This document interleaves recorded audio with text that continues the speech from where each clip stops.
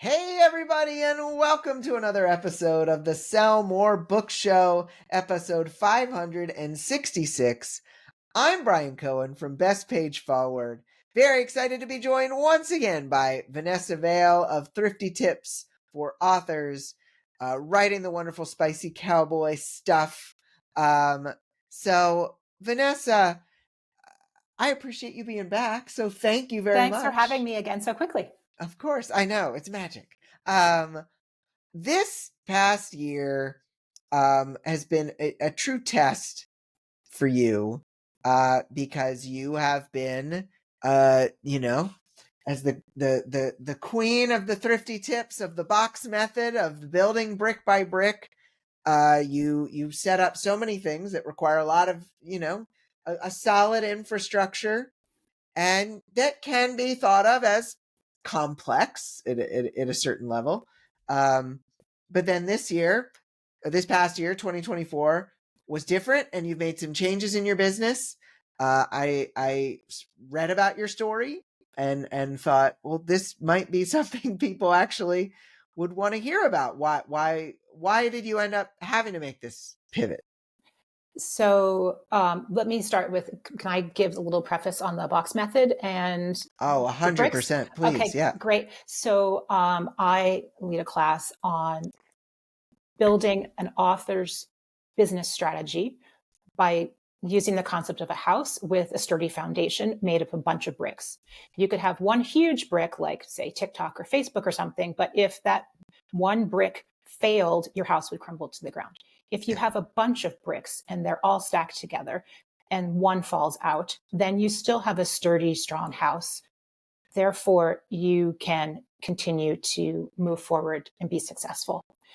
The box method is one of the bricks that uses your backlist and passive income as the basis for making your author brand grow and the amount of money that you are able to bring in grow exponentially. So that's that. The reason why this concept that I came up with and have been talking about for 5 years in my Facebook group has been proven successful is because last year in February, I found out I had cancer, and I literally got up and walked away from my desk and didn't work for almost 6 months. I finished a book prior to that, and it was published immediately thereafter without much effort on my part. And I did write one book after February in 2024 and published it. However, I only technically published 2 books, and I probably worked 25% of the amount of time I worked in previous years. So if I worked full time, I only worked a quarter of that last year. That's spread out over the course of the entire year. So being sick gave me the opportunity, unfortunately, to pretty much retire. I had forced retirement. It came on immediately without notice, and I walked away from my desk and working. And everything that I set up with all of those bricks and the backlist that I built and the passive income streams that I set up allowed me to still earn a large amount of money without working and without thinking about work. So not only did it give me comfort financially, but also gave me, and I think almost more importantly, comfort emotionally. Yeah. I mean, I appreciate you sharing this. I know it's tough for some people to hear about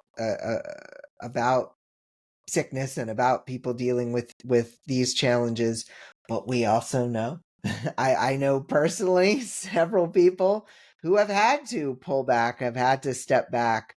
But those who've had to step back, whose system that they currently or previously implement requires them to be in the system 70 hours a week for it to function, is not a sustainable thing when you can no longer work those 70 hours.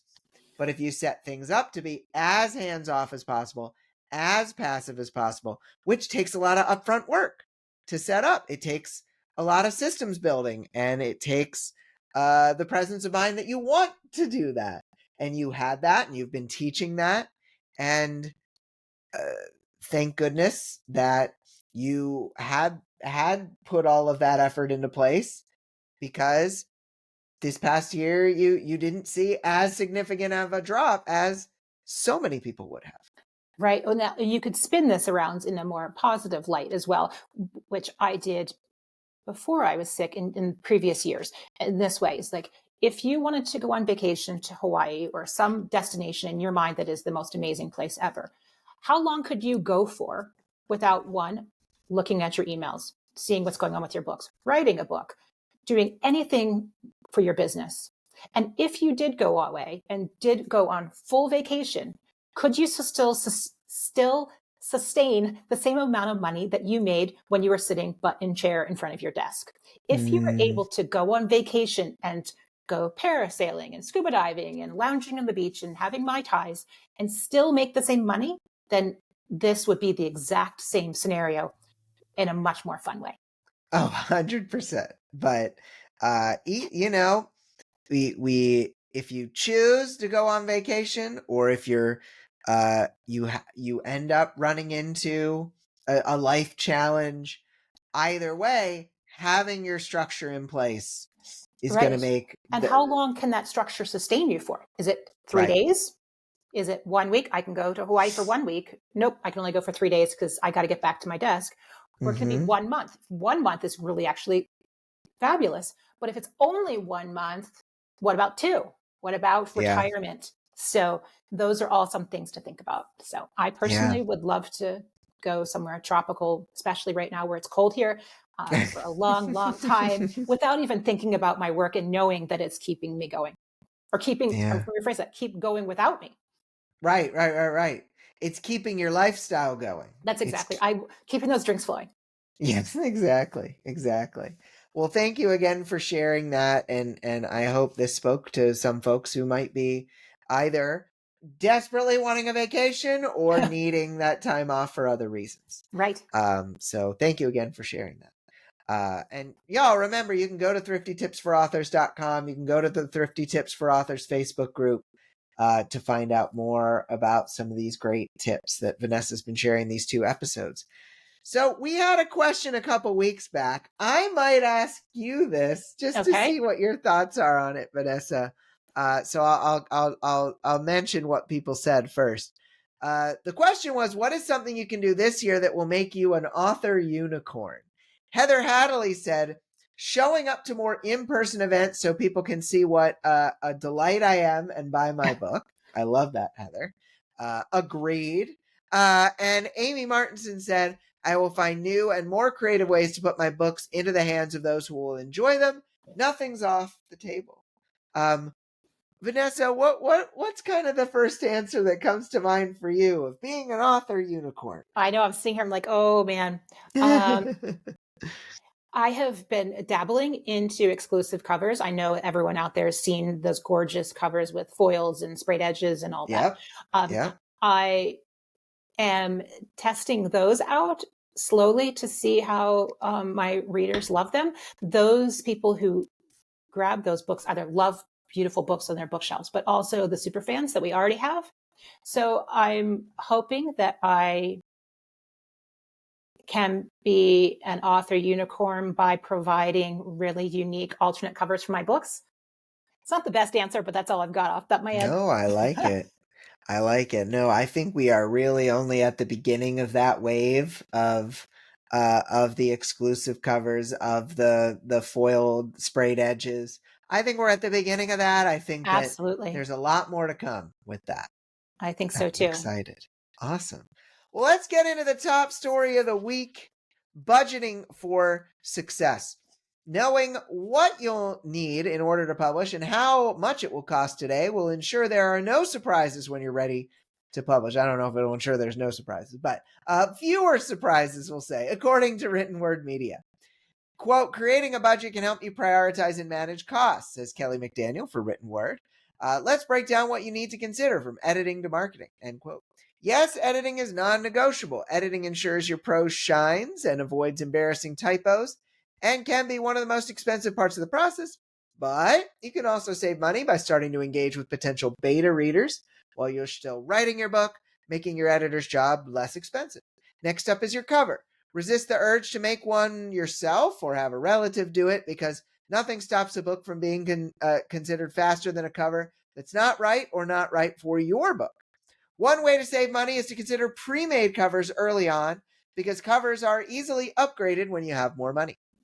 Next up are a few things you can do yourself if you've got more time than money, like formatting with Readsy, Draft to Digital, or Vellum, marketing with email promotions or ads, and email list building with an email service provider.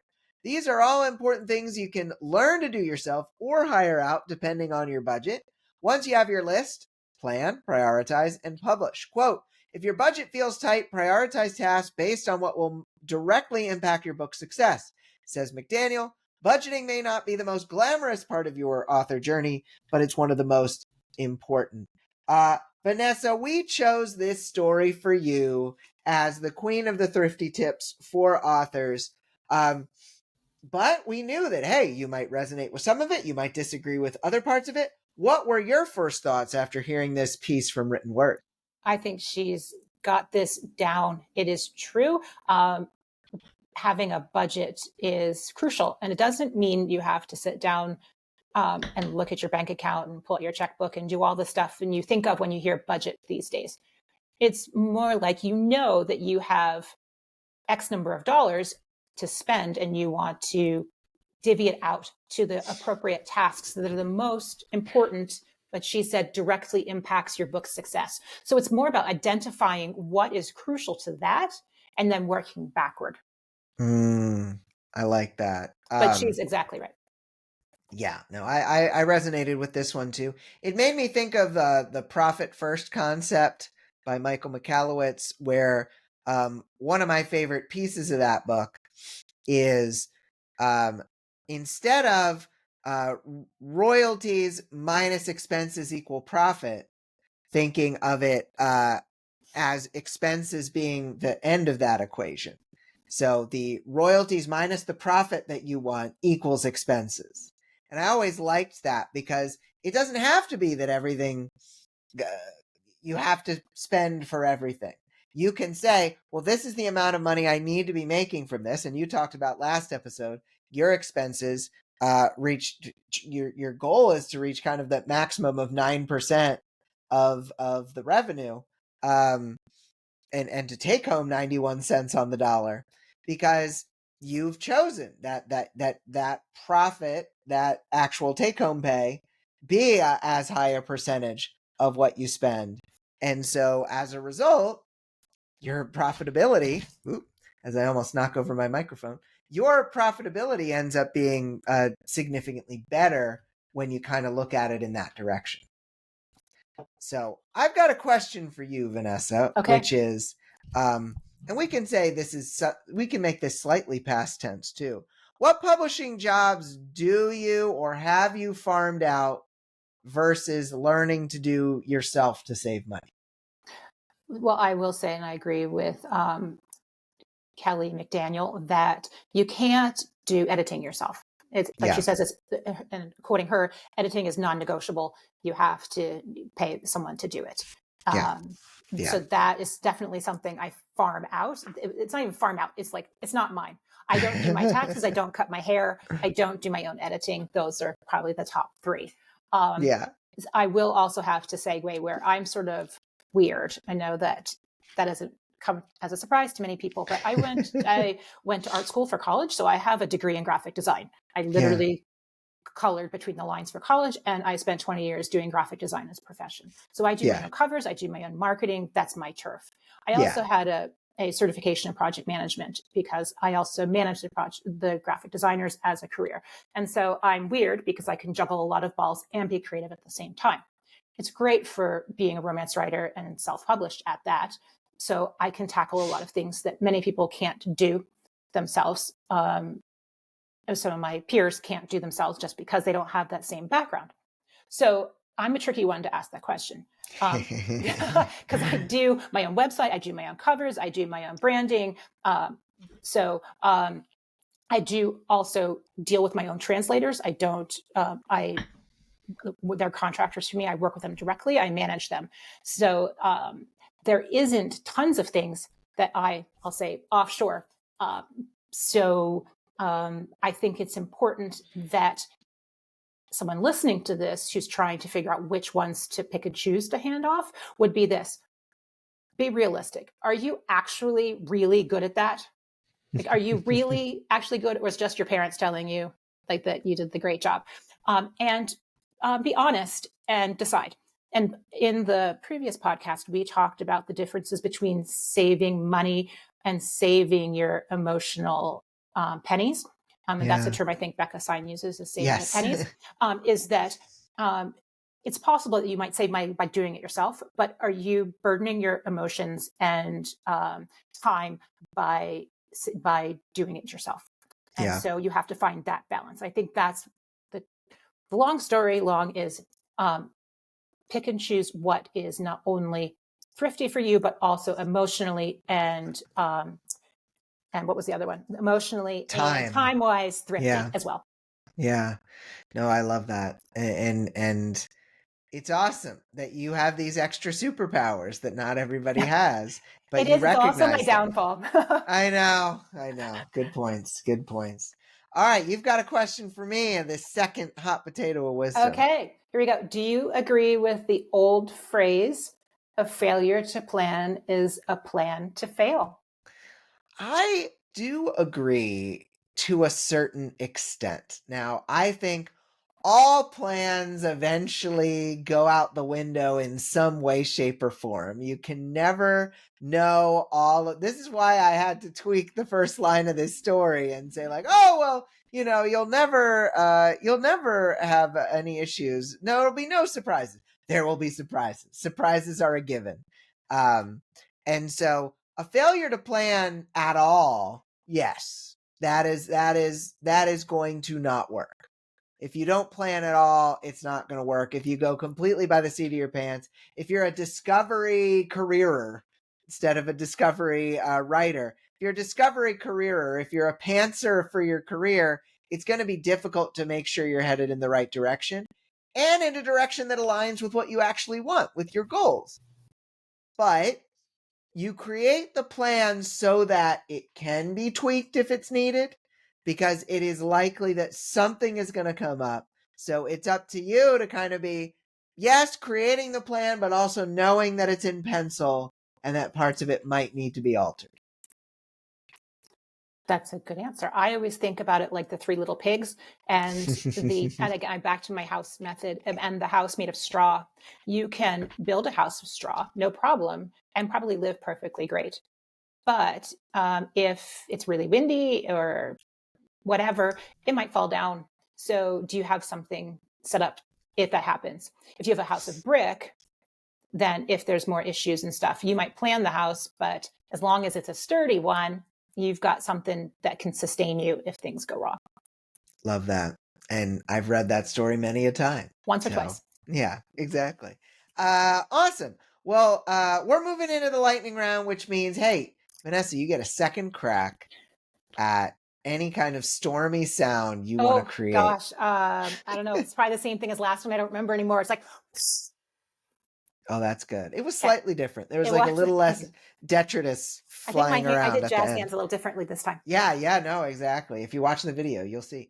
All right. So, Vanessa, what are some creative ways authors can save money on the book publishing process when getting started? I'm like, there's so many things in my head. I've got to pick. I know, it's like they're all trying to rush through at once. Yeah. Because getting started is so many things that to tackle when you're getting started. Right. I always say getting started is just keep writing, but that's not going to save you any money. This is a weird way to say save money, is that I think for people starting out, writing in a series is really important. Why it saves money is because readers fall in love with your world and they move forward from book to book and they know what they're getting from you. And making it save money in the sense that you can, let's say it's a 3-book series or a 5-book series, you can do a box set off of it at the end, and then you can sell the box set, and box set readers are a different audience than your single book readers. Yep. And also it's the only way to sell a series with 100% read through. What I mean Right. is someone's buying it, they're buying all 3 books at once, they are getting 100% read through. If you sell in each book individually, you're only luring in a certain percentage of readers through all of the books in your series. So you have more options for to sell your books if you do a series upfront. I'm not saying you're not a standalone writer. Don't worry about it. This is not a crisis for you, but this is just one example of something I think starting out might be a great way for you to save money or potentially gain more money. You can also do Love that. spin-offs, all these different things. People love that. As a reader, my hat on, as a reader hat on, I love reading the series. I love meeting this, seeing how different characters fall in love in later books. I also love spin-offs from different ones, and you can connect them all and people buy through that way. And when you think about putting all those things into place in a series, and that's your English template, and then you do the exact same thing in German or in French as per your methods that you shared, I mean, then you're getting those kind of readers to fall in love in the exact same directions, but times 4 times 6. Exactly. And I will say, I'm sticking on the the boxed set scenarios. Foreign readers love boxed sets. Okay, that's good to know. That's really good to know. Awesome. Second question in the lightning round is from you to me. Okay. When an author grows, do they need to let go of the budget friendly mindset? So I feel like these 2 episodes we've recorded, it's made me reconsider this to a certain extent. But also, look, I think you are allowed to make whatever level of profit you want. You just need to have a system that will allow for that consistently.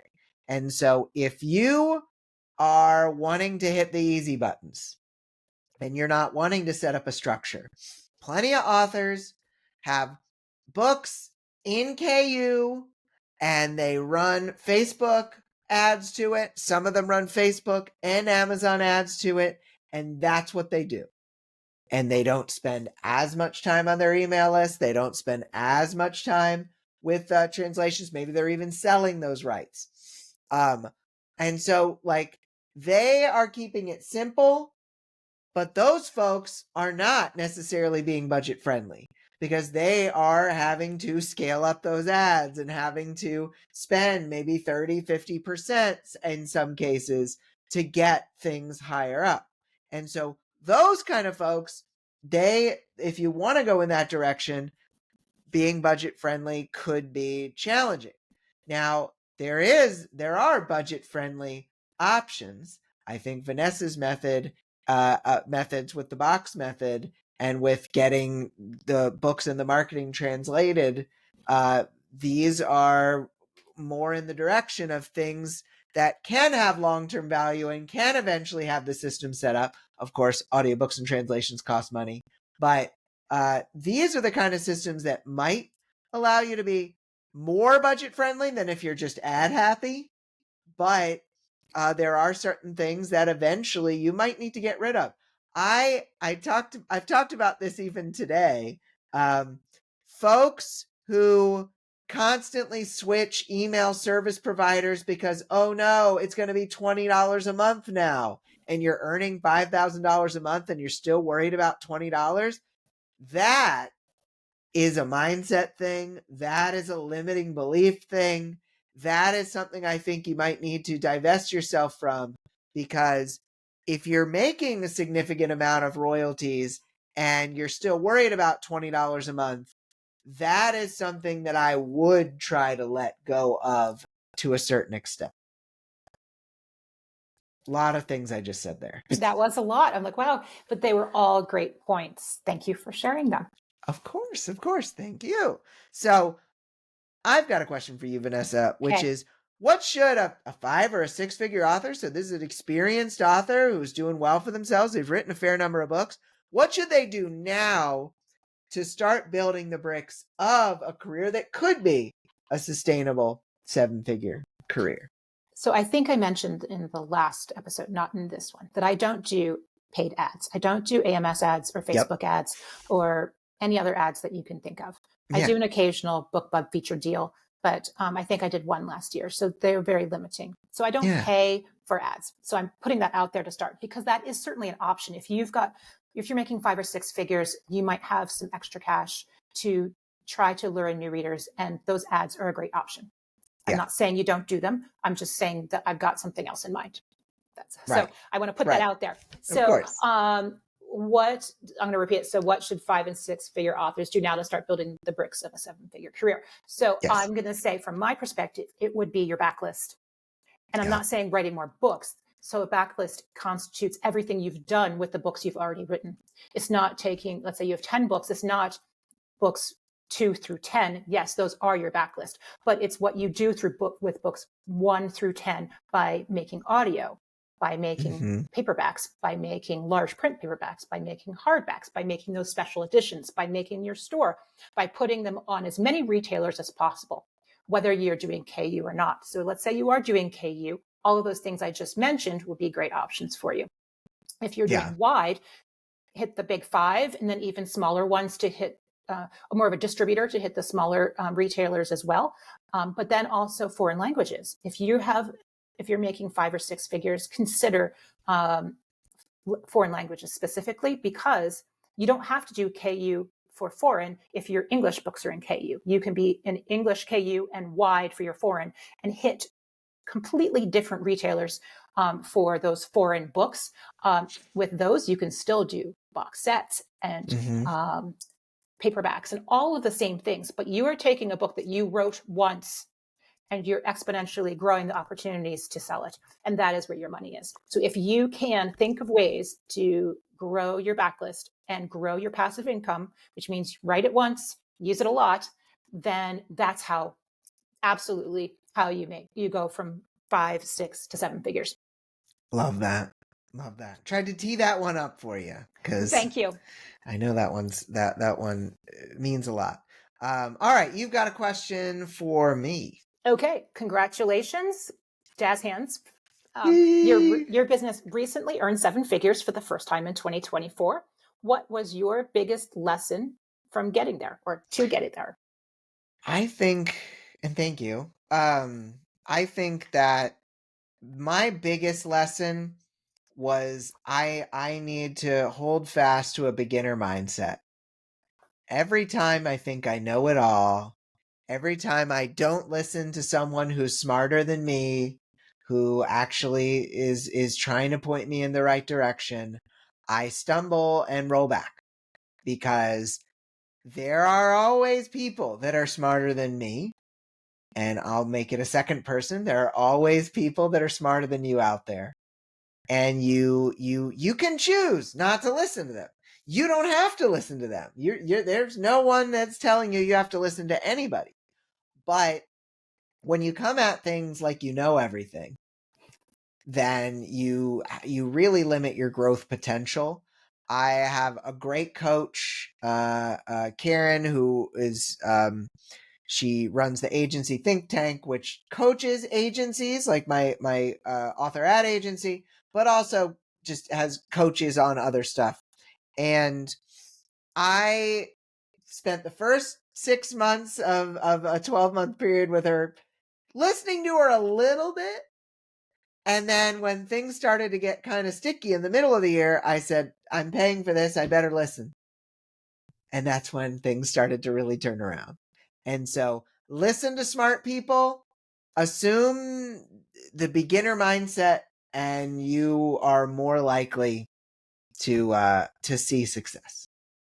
I like that. I think it's being humble all the time really helps, because that's the best way to be. Yeah, 100%. 100%. Last question of the lightning round. Why do you think the box method and all of the thrifty tips of building the bricks for your house has worked so well for 6 and 7 figure authors who are looking to grow? Because I reached out to you, the person who I knew but thought I didn't know, because I've kept hearing your name over and over again for people who did use this method and it worked for them. So why do you think it's worked well for them?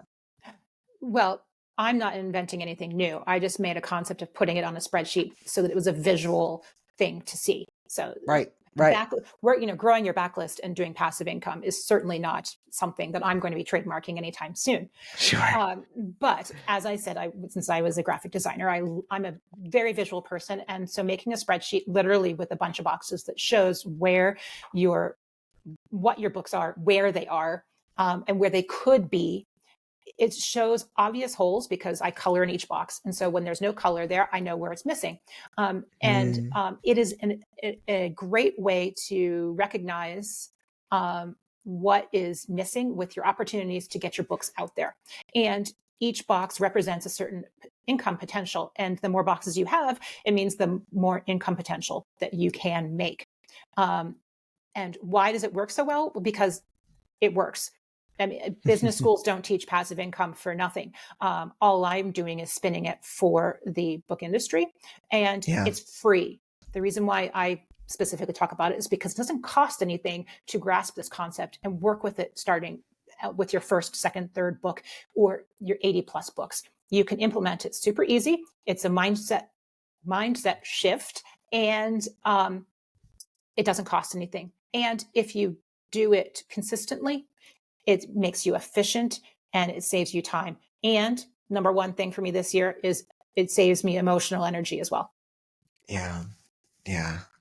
Thank you for your answers. Thank you for all your amazing answers over these last 2 weeks worth of episodes.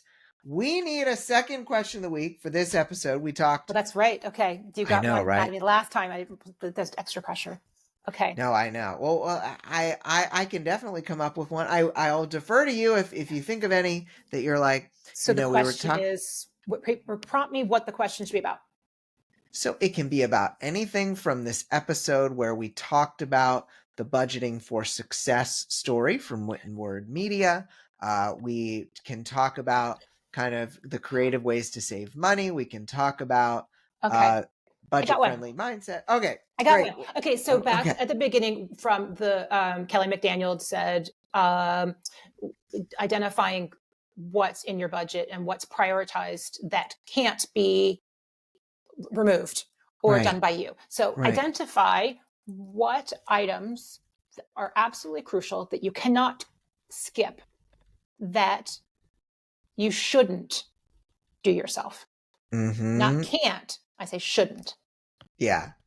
Are absolutely crucial for your publishing. Or publishing that should not be handed off to someone else. No. You shouldn't do yourself. Shouldn't do yourself. Well, the same. Yeah. I reversed it. Okay. Shouldn't do yourself. Awesome. So what are the items that are absolutely crucial for your publishing that you shouldn't do yourself? Great question. I hope that folks will answer that over at the Sell More Book Show After Party Facebook group.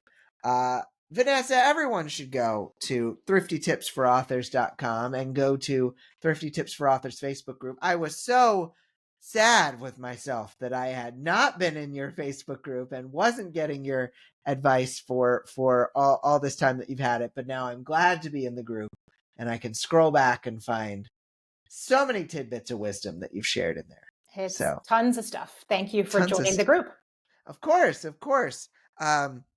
And I really appreciate you sharing your wisdom here these last 2 weeks. I think people hearing your story even from before 2024 will be inspired, and even more so hearing your story from 2024 onward. So thank you again for sharing. Thanks for having me. Of course. So guys, we're here every week. We've been here 11 years, just about. I need to actually look at when 11 is. It's probably at some point soon. But we've been here almost 11 years. We'll be back next week with another wonderful guest co-host. So for Vanessa, I'm Brian. Have a great week of book selling, everybody. And we'll talk to you next week for episode 567. Bye.